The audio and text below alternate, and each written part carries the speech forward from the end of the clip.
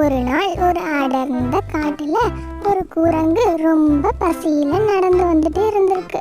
என்னடா இன்னைக்கு நம்மளுக்கு எந்த உணவும் கிடைக்காது போலயே அப்படின்னு அதோட மனசுக்குள்ள சொல்லிக்கிட்டே வந்துகிட்டு இருந்துச்சான்.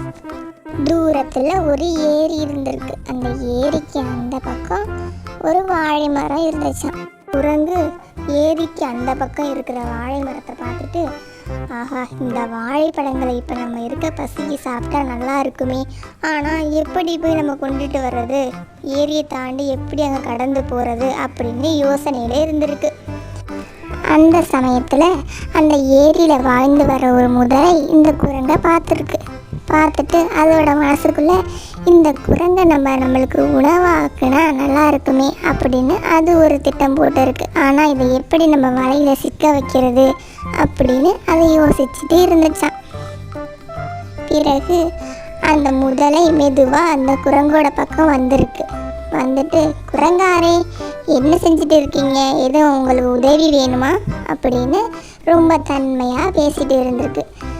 அந்த குரங்கும், எனக்கு ஒன்றும் தேவையில்லை, நீ இருக்கு என் பக்கத்தில் வர அப்படின்னு ஒரு பயத்தோடு அது பின்வாங்கியிருக்கு.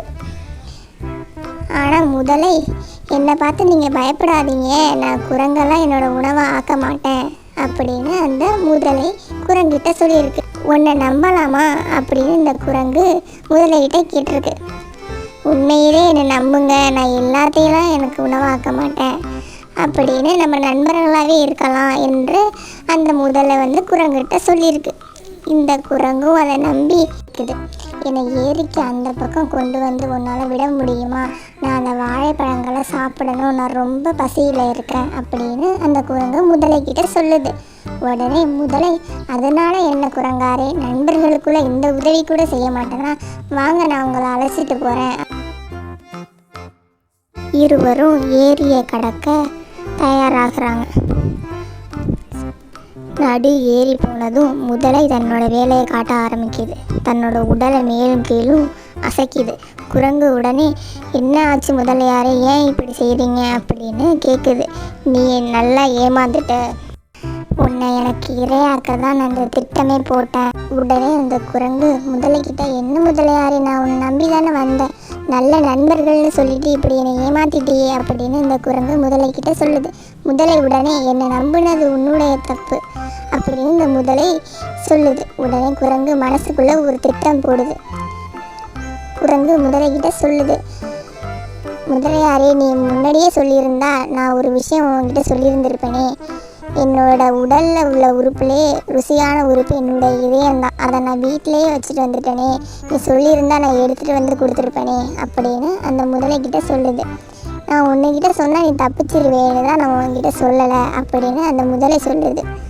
உடனே, சரி முதலையாரே, நீ என்னை கரையில் கொண்டு வந்து விடு, என்னோடய இதயத்தை நான் உனக்கு கொண்டு வந்து தரேன், அது சாப்பிட்டேன்னா உன்னோட ஆயிரும் நீளும் அப்படின்னு இந்த முதலைக்கிட்ட குரங்கு சொல்லுது. அப்படியா, சரி நான் உன்னை கரையில் கொண்டு வந்து விடுறேன், ஆனால் நீ என்னை ஏமாற்றிடக்கூடாது அப்படின்னு அந்த முதலை குரங்கிட்ட சொல்லுது. இல்லை நான் உன்னை ஏமாற்ற மாட்டேன் முதலையாரே, நீ என்னை கொண்டு வந்து விடு, நான் உனக்கு உடனே என்னோடய இதயத்தை கொண்டு வந்து கொடுத்துட்றேன் அப்படின்னு சொல்லுது. இருவரும் தரையை கடக்கிறாங்க. கரைக்கு வந்ததும் குரங்கு தப்பிச்சு மரத்தில் ஏறிக்கிட்டு முதலைக்கிட்டே சொல்லுது, குரங்காரை சீக்கிரம் போய் எடுத்துக்கிட்டு வா, நான் இங்கேயே காத்திருக்கிறேன் அப்படின்னு சொல்லுது. குரங்கு சிரிச்சுக்கிட்டே, இதயம் இல்லாமல் எந்த ஒரு உயிரினமே உயிர் வாழ முடியாது, இது கூட தெரியாத ஒரு முட்டாள் முதலையாக இருந்திருக்கியே அப்படின்னு சிரிச்சுக்கிட்டு சொன்னச்சான். அந்த முதலை ஏமாந்து போச்சான். Thanks for watching. For more videos, please like and subscribe.